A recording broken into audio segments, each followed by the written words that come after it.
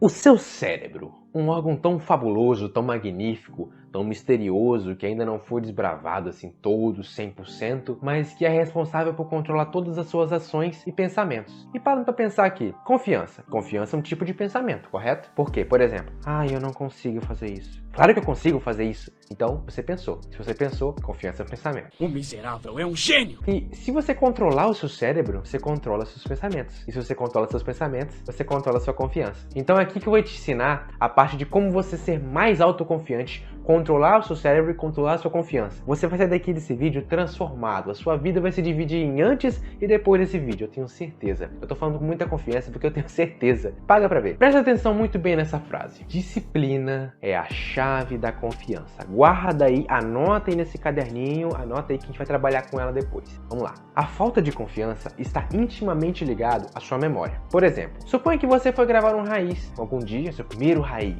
vai lá gravar. Aí botou o celular lá, a câmera, foi começar a gravar, gravou, postou e foi assistir. Aí, nossa, você viu... Nossa, esse som ficou horrível, ficou baixo. Nossa, nesse momento aqui, passou um caminhão na hora, estragou meu som. Olha essa iluminação, meu Deus, horrível, tudo escuro. Você começa a se autoflagelar. E aí você vai ter uma experiência ruim com o seu primeiro raiz. Isso vai ficar na sua memória. Quando você for partir para a gravação do seu segundo raiz, você vai na hora lembrar daquela sensação de que você não conseguiu fazer aquilo. E se você não tiver a chavinha ali da disciplina, você não vai virar a chave e vai ficar com essa memória ruim e vai trazer a sua baixa confiança. Então, ter disciplina é a chave para ser confiante, porque tendo disciplina você prova para o seu cérebro que você consegue fazer diversas coisas que você nem conseguia antes. E com isso você vai ter evidências que vai falar com o seu cérebro que a falta de confiança que ele estava tendo não tem sentido nenhum. E aqui a gente vai para nossa primeira dica prática. Anota no seu caderno.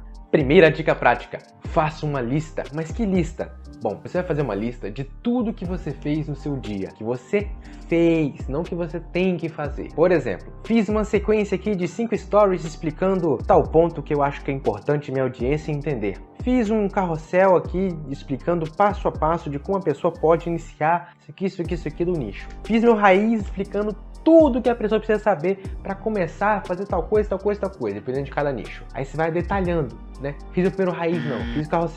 Fiz carrossel para isso, ensinando isso. E nessa lista de coisas que você anota, que você fez, você tem que anotar assim que você fizer. E não deixar para anotar no final do dia. Ela tem que andar com você, todos os dias, com você, ali. Isso vai te forçar e vai te manter na sua disciplina, que é a chave da sua autoconfiança. E nessa listinha você pode anotar, inclusive, elogios da sua audiência, feedbacks positivos, só coisa boa, positividade. E aí você vai anotando durante o dia.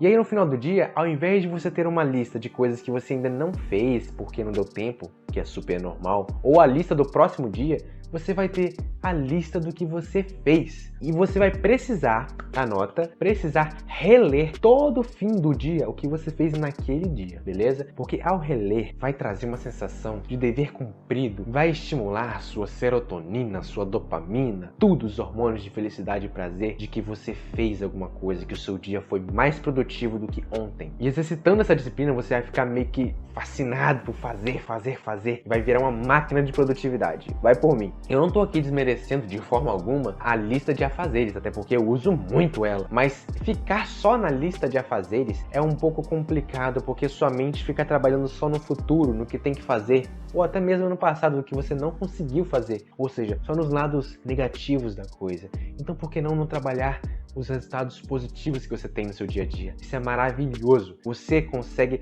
dar essa carga, essa energia para você todo fim do dia e saber que você conseguiu realizar tais tarefas que você talvez nem conseguia realizar antes, só porque você está exercitando a sua disciplina. E nunca, jamais abra mão da lista dos afazeres. É ela que vai determinar como vai ser feito as tarefas do seu dia, em que ordem e tal. Mas leve essa listinha do que foi feito embaixo do braço. Não a largue, fique com ela. Isso vai fazer com que sua mente fique focada sempre no seu potencial. E sua mente focada no seu potencial, e isso é maravilhoso. E uma coisa que eu até havia esquecido de falar. Todas essas 5 dicas que eu vou passar aqui para vocês estão intimamente ligadas. Elas se conectam. Nenhuma é sozinha, nenhuma nenhuma dá pra fazer, vou fazer só isso aqui e acabou, vou excluir as outras. Não, elas são muito interligadas. Ao final desse vídeo você vai entender, é tudo muito conectado, uma depende da outra, enfim. Depois dessa dica maravilhosa, já começamos aqui com o pé direito, depois dessa dica maravilhosa, nada melhor do que descer o like nesse vídeo, porque, olha, essa dica é muito boa.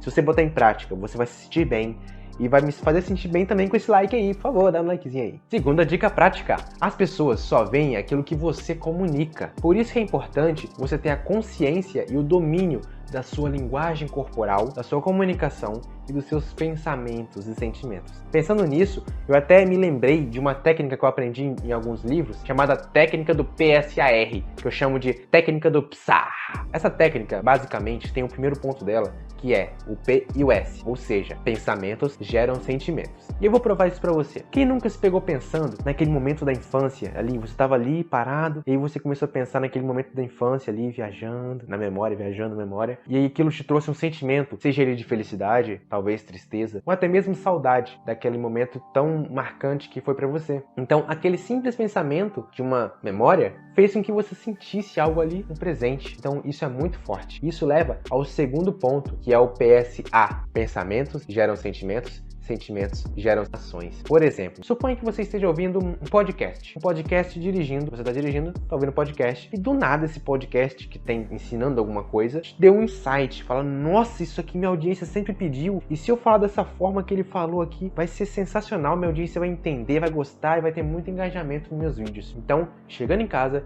eu vou fazer meu roteiro. Então, o que aconteceu? Você teve um pensamento, através de um insight, sentiu aquela euforia, aquela sensação de querer fazer, a chamada disposição, lembra que eu falei dela? E aí você vai e bota tudo aquilo em prática, constrói seu roteiro, faz seus slides de apoio se precisar e vai e grava. E aí você cumpriu, né? Você começou com pensamento, sentimento, depois a ação. E aí vem o quarto ponto da técnica do PSAR, que é o pensamento geram sentimentos, sentimentos geram ações e ações geram resultados. Esses resultados podem ser bons ou ruins. Na verdade, eu não gosto muito de chamar de ruins, eu vou explicar pra vocês depois. Mas, por exemplo, ainda pegando esse exemplo que você gravou o seu vídeo, você vai ter ali os seus feedbacks da sua audiência. Então você pode ter feedbacks construtivos e feedbacks positivos. Por isso que eu não gosto muito de chamar de resultados ruins, porque um resultado é um resultado, você pode tirar alguma coisa boa dali, mesmo que não foi tão bom tal coisa. Então por isso que eu te indico uma coisa. Toda vez que você fizer um vídeo raiz, você faça, além de observar a análise da sua audiência, é claro, observa muito mais a sua autoanálise. Faça uma listinha, pega uma folha, divide ela em duas colunas. A coluna da esquerda, a primeira coluna, você coloca pontos positivos do seu vídeo. Por exemplo,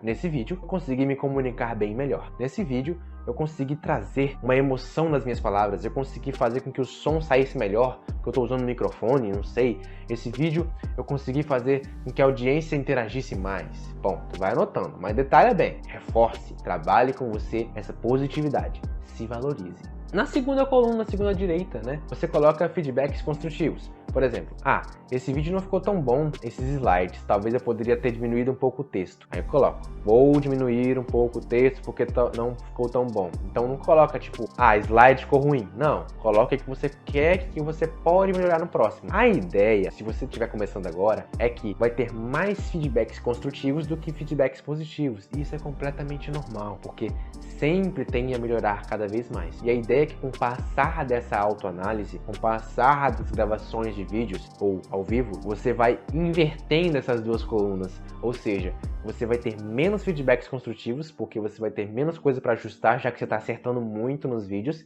e vai ter mais feedbacks positivos. Isso é muito gratificante e você consegue se valorizar ainda mais, você consegue estar bem consigo mesmo.